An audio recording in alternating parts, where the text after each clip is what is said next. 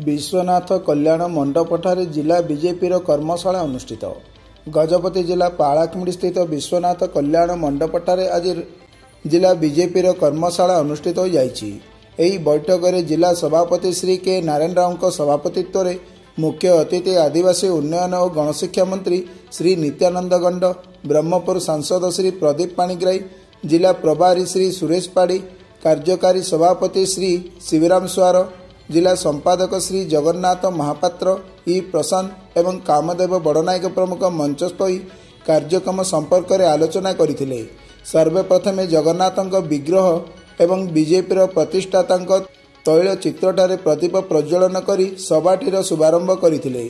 एही सभारे जिले में किपरि बीजेपी सदस्यता बढ़िबो, किपरि केंद्र एवं राज्य सरकार योजना गुड़िक जनसाधारणतारे पहुँचब से नहीं एक आलोचना करा जायतिला। एही अवसर में जिलार बहु बीजेपी नेता एवं कर्मी माने उपस्थित थिले।